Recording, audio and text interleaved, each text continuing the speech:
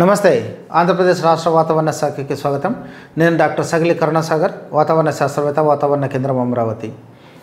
నైరుతి బంగాళాఖాతం మరియు శ్రీలంక పరిసర ప్రాంతాల్లో నిన్నటి రోజున ఉన్నటువంటి తీవ్ర వాయుగుండం గంటకు 15 కిలోమీటర్ల వేగంతో ప్రయాణించి ఉత్తర వాయువ్య దిశగా కదిలి అదే ప్రాంతంలో తుఫాను డిట్వాగా బలపడటం జరిగింది. ఇది ప్రస్తుతం ఆగ్నేయ బంగాళాఖాతం మరియు శ్రీలంక పరిసర ప్రాంతాల్లో కొనసాగుతూ రాబో గంటల్లో ఉత్తర వాయువ్య దిశగా కదిలి ఉత్తర తమిళనాడు, పుదుచ్చేరి మరియు దక్షిణ ఆంధ్రప్రదేశ్ తీర ప్రాంతాల వైపు ప్రయాణించడానికి అవకాశం ఉంది. వీటి ఫలితంగా మనం రాష్ట్రంకు ఉన్నటువంటి వాతావరణ సూచనలు మరియు హెచ్చరికలు గమనించినట్లయితే తేలికపాటి నుండి ఒక మోస్తరు వర్షాలు మరియు ఉరుములతో కూడినటువంటి జల్లులు మనకు రేపటి నుంచి రాయలసీమ మరియు దక్షిణ కోస్తా ఆంధ్రప్రదేశ్లో అనేక చోట్ల సంభవించడానికి అవకాశం ఉంది. వీటితో పాటుగా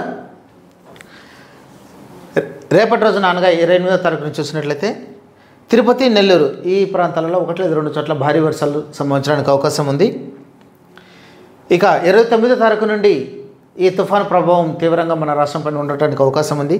మరి ముఖ్యంగా గమనించినట్లయితే తేలికపాటి నుండి ఒక మోస్తరు వర్షాలు మనకు అనేక ప్రాంతాలలో రాయలసీమ మరియు దక్షిణ కోస్తా ఆంధ్రప్రదేశ్లో సంభవించడానికి అవకాశం ఉండగా భారీ నుండి అతి భారీ వర్షాలు మనకు నెల్లూరు, తిరుపతి, అన్నమయ్య, చిత్తూరు జిల్లాలో 1 లేదా 2 చోట్ల సంభవించడానికి అవకాశం ఉంది. దాని పక్కనే ఉన్నటువంటి సత్యసాయి, అనంతపురం, వైఎస్ఆర్ కడప, ప్రకాశం, బాపట్ల జిల్లాలలో మనకు 1 లేదా 2 చోట్ల భారీ వర్షాలు రావడానికి అవకాశం ఉంది.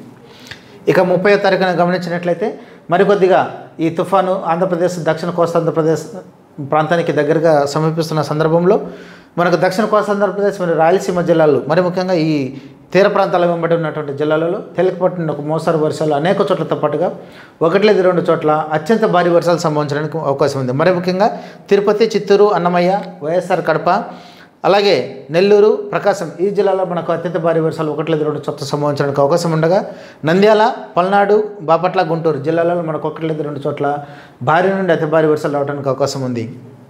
అదేవిధంగా మిగిలినటువంటి జిల్లాలైనటువంటి సత్యసాయి, అనంతపురం, కర్నూలు, అలాగే కృష్ణా, ఎన్టీఆర్, వెస్ట్ గోదావరి జిల్లాలో 1 లేదా 2 చోట్ల భారీ వర్షాలు రావడానికి అవకాశం ఉంది.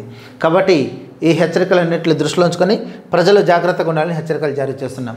మరి ముఖ్యంగా లోతట్టు ప్రాంత వాసులు తగిన జాగ్రత్తలు తీసుకోవాలి. అదేవిధంగా కంటిన్యూగా మాకు వర్షం రావటం వల్ల మరి ముఖ్యంగా 29, 30 తారీఖుల్లో భారీ నుండి అతి భారీ వర్షాలతో పాటు అత్యంత భారీ వర్షాలు సంభవించే సందర్భంలో రైతు కూలీలు ఏవైతే పంటలు కోతకు సిద్ధంగా ఉన్నాయో వాటిని సిద్ధపరచుకోవాలని, తగిన జాగ్రత్తలు తీసుకోవాలని హెచ్చరికలు జారీ చేస్తున్నాం.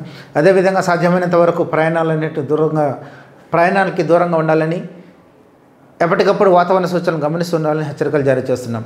కంటిన్యూగా మనకు భారీ నుండి అతి భారీ వర్షాలు రావటం మూలంగా అదేవిధంగా గాలులు కూడా బలంగా వీచే సందర్భంలో మరి ముఖ్యంగా చూసినట్లయితే ఈదురు గాలులు మనకు ఈరోజు 35 నుండి 45 కిలోమీటర్లు, గరిష్టంగా 55 కిలోమీటర్లతో వీచి రేపటికి కొద్దిగా బలపడి